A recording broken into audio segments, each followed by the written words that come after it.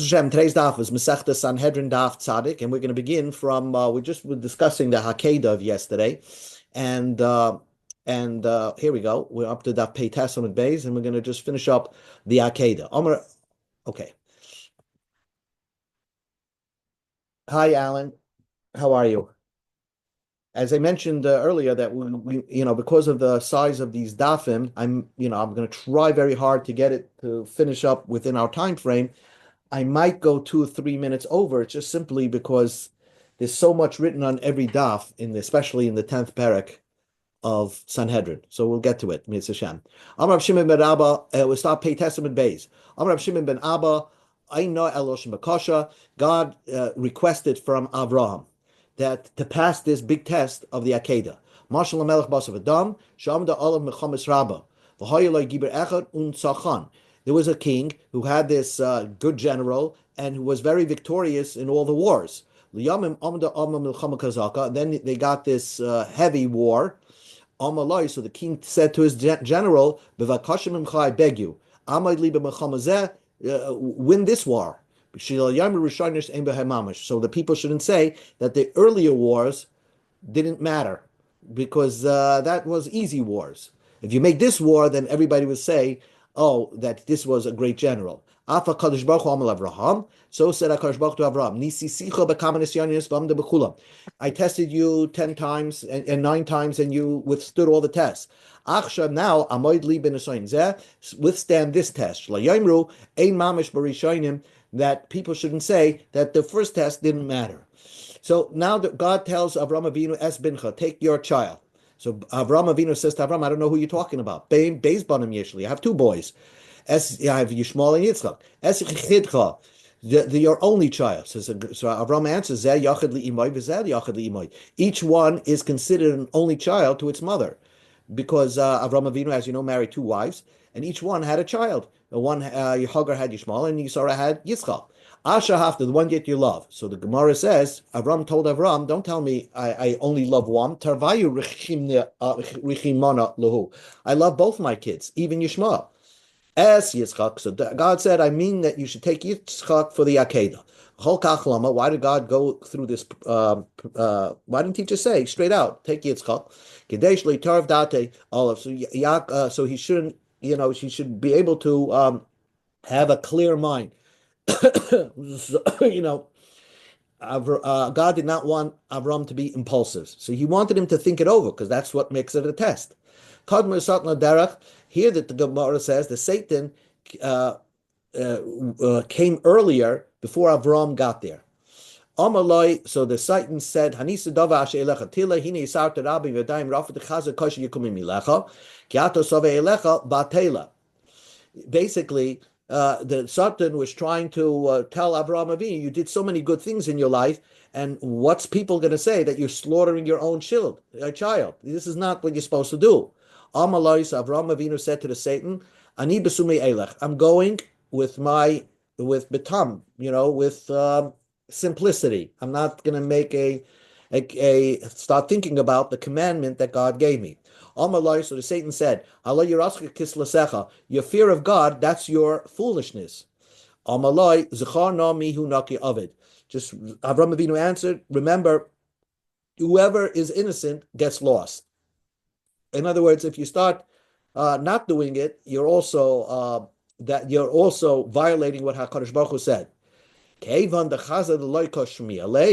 the Satan saw that he wasn't unsuccessful, Avraham was not listening to him. So unbelievable thing. Now the Gemara is telling you a fascinating thing. The Satan told Avraham Avinu that, by the way, God's going to change his mind. I heard behind the curtain. God's going to make a sheep for the oila and not Yitzchak. So you don't even have to go through the exercise of binding Yitzchak and shechting him. God's going to anyway tell you, shecht a sheep. Amaloi, Avram Avinu said, I don't believe you. Kach anshishal badai. This is the punishment of someone who cries wolf. Shafila ama emes, even if you always say the truth, ein shayman la, you don't listen to him. So now, the Gemara says like this, Rav Levi Oma, Acha Devarev Shal Yishmael Li Yitzchak. The after Rabbi Levi says Achar Hadvarim Ha'ele means that there was a conversation between Yishmael and Yitzchak prior to the Akedah. Amalai Yishmael Yitzchak. Yishmael said to Yitzchak, "Ani gadol mimcha b'mitzvah she'ata malta ben shmonis yomim, v'ani ben shlois eshrei shana." I am greater than you because I got my bris milah when I was 13 years old, and you got it when you were 8 days old. So I passed a more difficult test. So Yitzchak told Yishmael, you're showing off with one organ. Slaughter yourself before me, I'll slaughter myself. But Yad, right afterwards, Yitzchak said that. Says Avram. God tested Avram. So sometimes it was brought upon Yitzchak showing off to Yishmael that if God would test him, he would follow through. Tanu Rabbanim. So let's just, I'm going to call up the psukim over here. Very, very clear. So you understand the Gemara. I'm going to go very fast. There's a pasuk in the Chumash that says about a navi, a false prophet, that says, oh, go do Avodah Zarah. It doesn't really say, but we assume that he meant to say Avodah Zarah. And he brings a sign that he's the navi, and he's telling everybody, go serve Avodah Zarah. So the Torah says, don't listen to him. But navi, this navi, you should put him to death. So we're going to learn, what does it mean you put him to death? So Rabbanim say you give him skila, and Rab Shimon says you give chenek. Really, if the Torah doesn't tell you what death you should put him, so Rab Shimon is correct. You should always give him chenek. But because there's going to be a gzeira shava that the Rabbanim have, because the pasuk says don't listen to that navi because he's trying to lahadiyachom min haderech. He's trying to push you off the road that God commanded you should go on. So therefore, he's telling you avodah zarah, lelechas ba. We're going to learn something from that. So, and we have Gzeira Shava that just like the Torah tells you if someone, not a Navi, a regular Jew convinces another Jew to do Avodah Zarah, the Torah tells you, kill him. Why? So here the Torah tells you, a regular Jew that's trying to convince his brother to do Avodah Zarah, you put him to death with skila, because he's also pushing you off. So if a Navi does the same thing, says the Rabbani, you have Gzeira Shava, ladiacha, that you get skila. Now, there's one other thing, another time where the Torah doesn't tell you what you should give him. The Torah tells you that the next parsha talks about, let's say two people come and convince an entire city to do Avodah Zarah. So you should burn that whole city down. That's called an ir and nidachas. What do you do with the two people?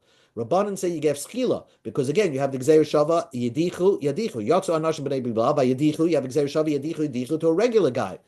Rab Shimon says you get chenek because yedichu from a navi, and just like a navi gets chenek according to Rab Shimon, so also the one who convinces a whole city to do avodah zarah will get chenek. That's the whole Gemara. Tana Rabbanim, Navi Sheidiach Beskila. A Navi that tells everybody to do Avodah Zarah gets Skila, Reb Shimon Oima, you get Chemek. Madiche Yeridachas Beskila, Reb Shimon Oima Chemek. If someone convinces a whole city to do Avodah Zarah, you get Skila. Reb Shimon says you get Chemek. So the Gemara explains, Navi Sheidiach Beskila, a Navi that convinces you to do Avodah Zarah gets Skila, my time the Rabbanim. What's the reason of Rabbanim? Asi Adacha Dacha Mimesis. Malahal Beskila, Avkam Beskila. A regular guy that convinces his brother to do Avodah Zarah gets Skila. So also a Navi that convinces the entire, makes an announcement, he's a Navi and it wants everybody to do Avodah Zarah will also get skila. Rab Shimon says not true. Misa ksevei, it says Misa, the death penalty. Whenever the Torah doesn't define it, it always means the choking death. Says the Gemara, Madicha ir nidachas b'skila, my time of the Rabbanim. What's the reason the Rabbanim said that if you person who convinces a whole city to do Avodah Zarah gets skila? By both of these cases, by a mesis or a navi shediach, already the Rabbanim establish that you get skila. So therefore, someone who convinces an entire city, you're going to learn a gzeira shava, that you also get skila. Rab Shimon says you also learn a gzeira shava, but navi. You learn it from a navi, just like a navi gets chenek. So a mesis of it, medicha ir and dachas will also get chenek. Says the Gemara v'ligma mimesis. Let's learn the medicha ir and dachas from just a regular guy. Just like a regular guy convinces his brother to do avodah zarah, get skila. So if you convince a whole city to do avodah zarah, you should get skila. This is the Gemara. Donna mesis rabim. Vein donna mesis yachid. I'd rather learn the medicha ir and dachas from a navi. A navi is making an announcement to everybody, to a rabbin, to a public, And Mediche Iranidachas is making an announcement to a public city. They're making a group of people do avodah zarah. So therefore, they both share the same punishment, which is chenek. But don't learn Mediche Iranidachas from just one guy telling his brother to do avodah zarah. They're very different. One is a mesis of Rabbin, and one is convincing just one person to do avodah zarah. Says the Gemara, Adarabba, don't head him head and don't head me. Why do I head it? Madiche irinedachas are plain people, and therefore you learn it from another plain person convincing his brother to do avodah zarah, but not madiche irinedachas, which are plain people. You learn that punishment from the navi. That just like a navi gets a navi gets chenek. So also, why do I learn hedyet from a navi? Madiche irinedachas from navi. You should learn it from a regular maces. And says Gemara, the navi becomes not a navi anymore because he's already convinced people. He's making himself not a navi by telling everybody do avodah zarah. So bottom line is that a mediche irani dachas, according to Rabbi Shimon, you will get chenek. Amar Rav Chizda. Rav Chizda said, "Machloikis." I'm just going to call up another chart over here, and that'll be it for the charts for the day. What happens? We're talking about a navi. So Rav Chizda is going to say something. Rav Amnun is going to say something. I'm going to try to make a brisa come out like all of them. Rav Chizda, we're talking about a navi over here. So we have a machlekes Chacham and Rav Shimon, whether a navi that makes somebody, says do an avera, does it get skila or chenek? So the machlekes is only by avodah zarah, according to Rav Chizda. Either he tells you don't do avodah, that always do avodah zarah, or even if he tells you kiyam miktzas ubitul miktzas, he tells you do avodah zarah on Tuesdays. The rest of the days you could serve God. Either way, according to this machlekes, what death penalty will he get? Skila or chenek? But if a navi will tell you don't put on tefillin, so then everybody agrees you get chenek. But if he tells you do a mitzvah and not do a mitzvah, let's say he tells you to put on tefillin, but not every day, put it on only on Sundays. So then the navi will be potter. So here's the key. But Rav Hamnuna basically says the same thing as Rav Chizda, but he just says that if the navi tells you not to do tefillin, so it's still a machlokes between Chachamim and Rav Shimon, skila or chenek. Whereas Rav Chizda said, no, there's no machlokes. Everybody holds you get chenek. And if he tells you not to do mitzvah part of the time, so then everybody would agree that the navi is potter. That is the Gemara. Amar Rav Chizda machlokes vayike guf avodah zarah. The kiyam miktzas abitul miktzas avodah zarah. Derachmona ama min haderach. It doesn't matter. The Torah tells you that we presume that the navi, the parsha, is telling you that the navi told you to do avodah zarah. Even if he told you partially do avodah zarah, let's say he told you to do avodah zarah on Tuesdays, right? Even if he tells you he takes you off the path of God part of the way. Still, is machloikis what he will get, skila or chenek, right? Rabbanan says skila, and Rab Shimon says chenek. Avol, here's the key. If he tells you not to put on tefillin, so then everybody would agree you get chenek. The kiyam mitzvahs, bittul mitzvahs, the b'shar mitzvahs. Let's say he tells you put on tefillin, but only on Sundays. Everybody would agree that the navi will not get the death penalty. Masav Rav Hamnuna, the lecha zumitzas to say, bar zumitzas leis to say. If you think the parsha of Navi is only talking about avodah zarah, then how do you explain that the pasuk says the Navi told you to get off the way of following the mitzvahs say and the following mitzvahs leis say? Well, mitzvahs leis say Torah tells you not to do avodah zarah. Where is there a mitzvah say that has to do with avodah zarah? And mitzvahs say regarding avodah zarah, how's that possible? Ninitatz means that there's a mitzvah say to dismantle, demolish avodah zarah. So the Navi said, don't do this mitzvah say. So that is what Rav Chizda's opinion is. Rav Chamnuna Amam Achleikis by Keguf Ben Avayzar by Mishar Mitzvahs, the key mitzvahs, bittul mitzvah Avayzara, the Chamana Amam Min Aderach Afilu Mitzvah. Right, so Rav Hamnuna basically, when it comes to Avodah Zarah, whether the Navi told you don't do Avodah Zarah, or he said only do Avodah Zarah on Tuesday, is still a machlokes what the death penalty of the Navi is. Aval kiyam mitzvahs, bittul mitzvahs, shar mitzvahs. If he told you put on tefillin, and he didn't. And he told you, if he told you put on tefillin on Tuesdays, but on Sundays, but not the rest of the week, everybody would agree you're potter. But Rabbi Hamnuna adds that even shar mitzvahs, if he told you don't put on tefillin, there's also a machlekes. So right over here is the clean machlekes between Rav Hamnuna and Rav Chizda. Rav Chizda said if the Navi said oiker guf, he told you not to do tefillin, everybody agrees you get chenek. And Rav Hamnuna says if he tells you to oiker guf, then it's still a machlekes, skila or chenek. That is the crux of the whole thing. Now we're going to have a brisa that doesn't appear like anybody. Brisa says if the Navi tells you don't do minat Torah, chayiv. If the Navi tells you don't do something from the Torah, you're chayiv. Wait a second. According to Rav Chizda, that makes sense. But according to Rav Hamnuna, there should be a machlokes. Then the Brisa says the kaim mitzvahs levata mitzvahs. If he tells you do tefillin on Sunday, but not the rest of the week, only Reb Shimon says potter. Must be the Rabbanan hold chayiv. Well, everybody holds its potter, so this is a question against Rav Chizda and Rav Hamnuna. So this whole brisa makes totally no sense, and the Gemara is going to swing it in to be like Rav Chizda or Rav Hamnuna. Tarambanim hamasnabe laka davim in the Torah chayiv. So if he tells you not to do something from the Torah, you chayiv. Kaim mixes ulvatal mixes. If he tells you do the like tefillin on Tuesday, Reb Shimon paita. Let's say by Avodah Zarah, he tells you that do it part of the time, do Avodah Zarah on Tuesday, and not and then serve Hashem the rest of the week. Everybody would agree that you're liable. So this brisa makes no sense according to Rav Hamnuna or Rav Chizda. So Abaye Sovla Rav Chizda, Mataris Lo Rav Chizda, Rav Sovla Rav Hamnuna, Mataris Lo Rav Chizda. Abaye held like Rav Chizda, so therefore he defended this brisa to explain it the way Rav Chizda would explain it, and Rav explained it the way Rav Hamnuna would explain it. Abaye Sovla Rav Chizda, Mataris Lo Rav Chizda, Msnabe Lakadov in the Torah, Divya Kol Bechenek. If you're going to uproot something from the Torah, tell you not to put on tefillin, like Rav, then everybody would agree you get the chenek. The Kaim makes a levata mixes, Reb Shimon partiv who adin rabbanim. If he tells you only put on tefillin on Sunday, so Reb Shimon holds your pater, and the brisa means to say that rabbanim also will hold your pater.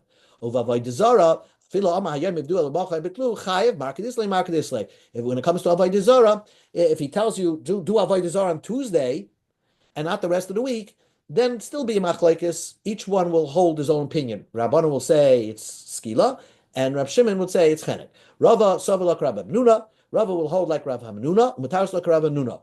If he made a navi to uproot something from Torah, whether it's avodah zarah or shar mitzvahs, he told you don't put on tefillin, or he told you don't put on don't serve Hashem, serve avodah zarah. Chayev, markedisly. It depends. Rab Shimon will hold chenek, or Rabban will hold skila. And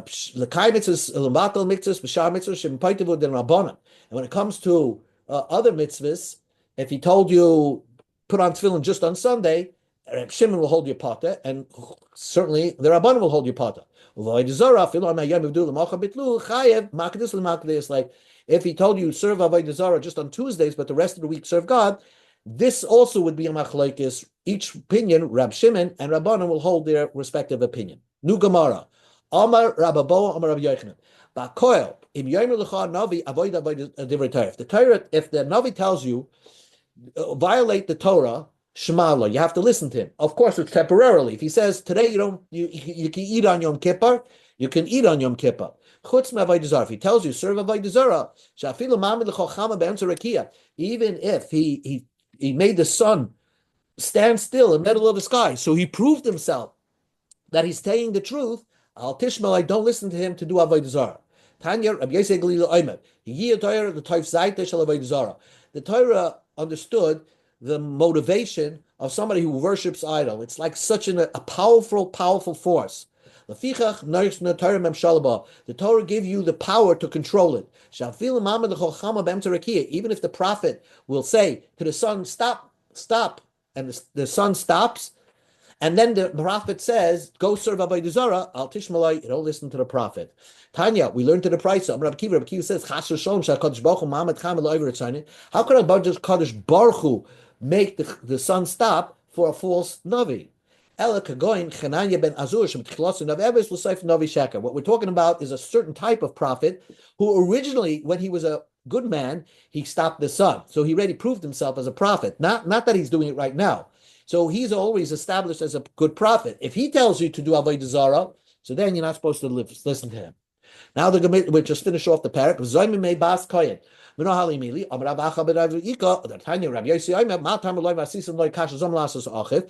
For a false witness, you have to do what he wanted to do to his brother. So Adam Zayim get punished. When they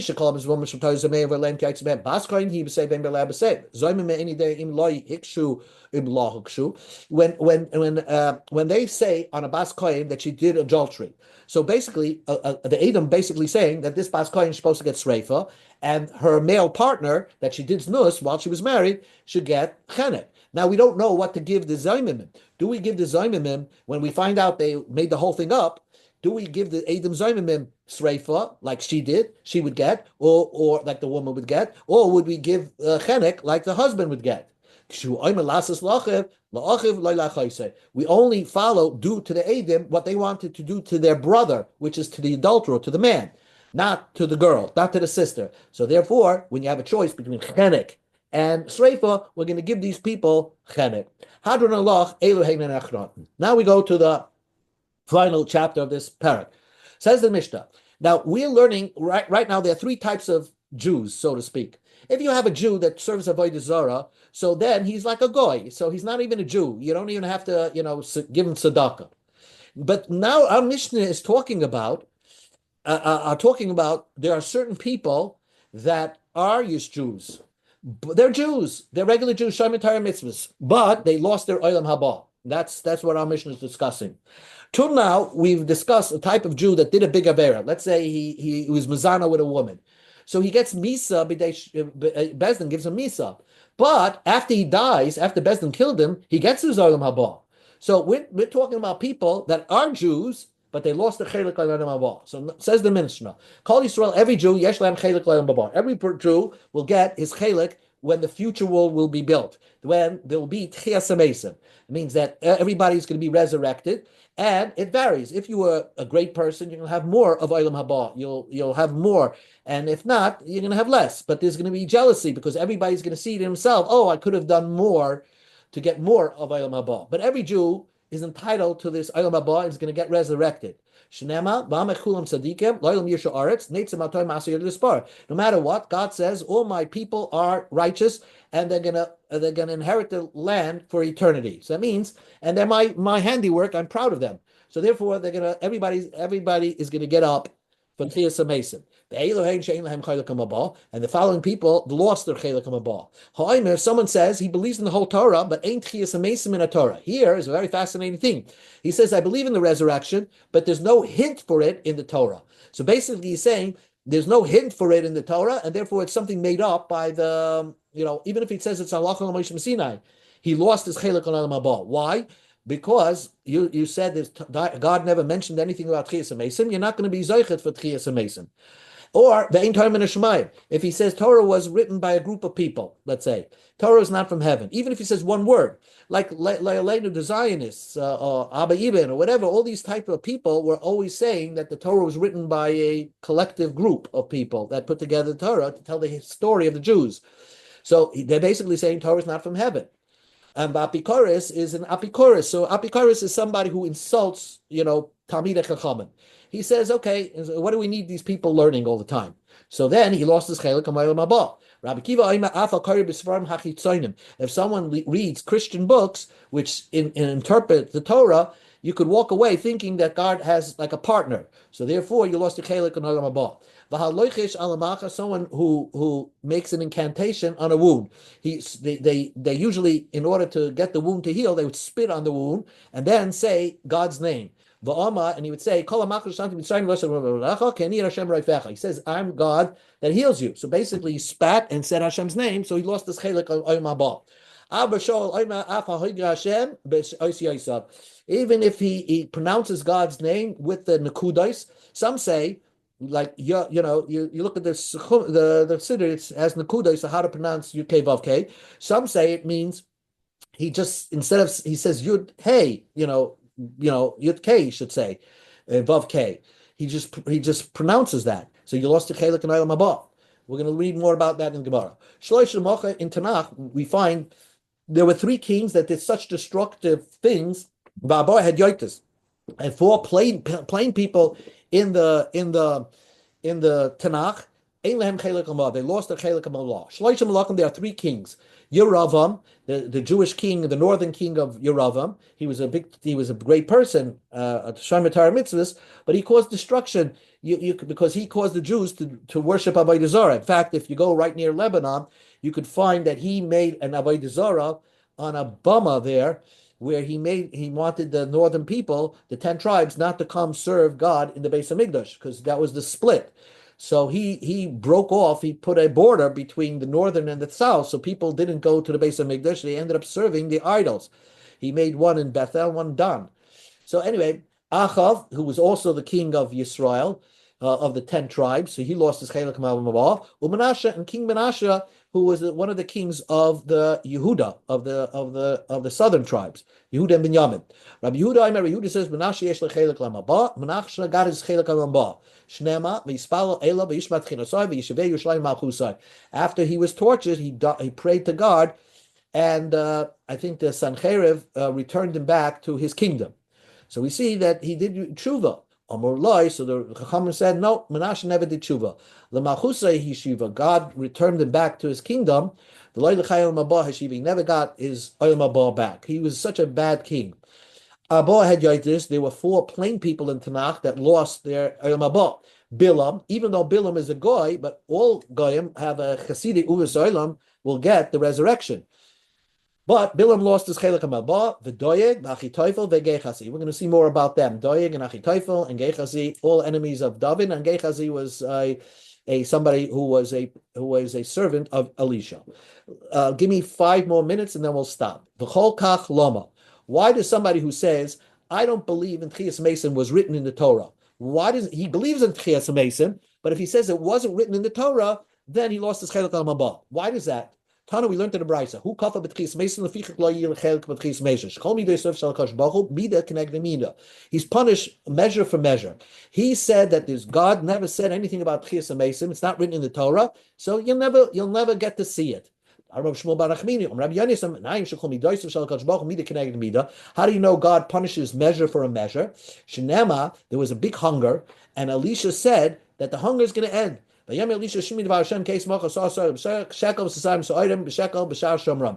the northern kingdoms, when there was a hunger, Elisha said the hunger is going to be over tomorrow morning. The egg prices are going to drop from $10 to 2 cents. Vayan Ksiv, there was one person there that said, how could it be? Vayan Hashlish, Hashanisha Yodes Ish Elakim. Can God make food rain down from the heavens? It's going to take time. Even if rain came down, the produce has to grow. So how could it be that you're saying tomorrow morning the prices are going to drop? Elisha said, you'll see it happen. You're not going to eat it because you denied it. We go down with base. He got trampled. Everybody was running to grab the food that fell from heaven, so to speak. And he got trampled in the marketplace and he died, this person. Says the Gemara, so because he didn't believe that Elisha said that the hunger is going to be over and God's going to make an abundant crop tomorrow. And the prices of food is going to fall. Says the Gemara, Vidilma Kilas of Elisha Garmaloi, maybe the curse of Elisha caused him to die. So in Cain, maybe the Gemara asked, maybe just because Elisha cursed him, that's why he died. But that's not what the pasuk says. The pasuk says he died in the marketplace. So if they stressed in the marketplace that he was watching everybody grab food for cheap, and that's the reason why he died, because he denied that it would ever happen. So the Gemara is basically saying that if someone denies and says, oh, God I believe in Tchias HaMesim, but God never said anything in the Torah about it. So God will punish him measure for measure, and he's not going to be resurrected. So then the Gemara asks, how do you know that there's going to be Tchias HaMesim in the Torah? Where did God say that? Shenema, because there's a pasuk. You should give your truma to Aaron the Kohen. Now, that's the key for Tchias HaMesim. Praise the Gemara. Is Aaron going to live forever? Why does the Torah say you should give your truma to Aaron? Aaron never made it into Israel. Truma that you're going to give him truma. He's going to get up again, Aaron. The Yisrael Nice Truma, and these Jewish people will give him Truma. They can, here's a proof that Tchias HaMesim in the Torah, that there is Tchias HaMesim from the Torah. The Bei Rabbi Shmuel says that's not how you learn Tchias HaMesim from Torah. What the Torah is telling you should give it to Aaron means you should give your Truma to somebody like Aaron. That you should only give your truma to a Talmud Chacham. Why? Because the Talmud Chacham will watch it and make sure it doesn't become tamei. Because if you give it to an Amoritz, the Amoritz is going to metame it and eat the truma that's tameya, and he's going to get the death penalty. Tana, that's what this is what the Brisa of Rabbi Shmuel learned. LaAaron, Karen, you should give your truma to Aaron, ma'aron charvin, just like Aaron knew the halachas. Afban of chavim, only give your truma to somebody who is a Talmud Chacham. That's from here you know that you should not give your truma to a kohen who's an Amaretz. You only give the truma to somebody who's going to uphold the Torah of the Eibishter. Whoever doesn't keep the Torah will not get the gift. Omar Rav Acha, we'll stop in 2 minutes. Omar Rav Acha bar Ada, Omar Rav Yehuda. Call Hadoisin Truma l'koyin Amaretz. If you give Truma to a coin that's an Amaretz, Kila Nosna lefnei Ari, you're giving it, it's as if you gave it in front of a lion. Ma'ari, when you give food to a lion, Suffolk Dairis, we don't know if he's going to trample on it and eat it. Maybe he's not going to trample on it and eat it. Maybe he's going to schlep it and keep it around. Lions put things away for a long period of time. So Av Koyin Amoritz, when you give the truma to an Koyin that's an Amoritz, Suffolk Eichel B'Tahara. You're not sure if he's going to eat it B'Tahara. If he eats it right away, Suffolk, maybe he's going to hold on to it and then he'll become Tamei and then eat it. Suffolk Eichel B'Tuma, maybe he's going to eat it with his Tumah. Rabbi Yochanan Amar, Af Garim Lo Misa, you're causing him death. Why? Shnem and Baisa Ba Yichalulua.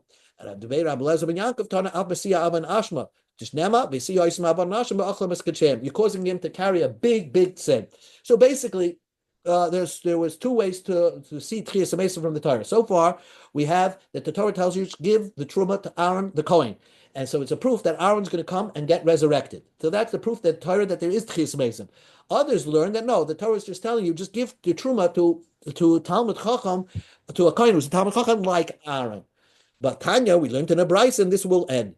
I have another source. How do you know Tchias HaMesim from the Torah? Shnema, because the pasuk says, God says, I'm going to give to the Avos HaKadoshim to give them the land of Canaan.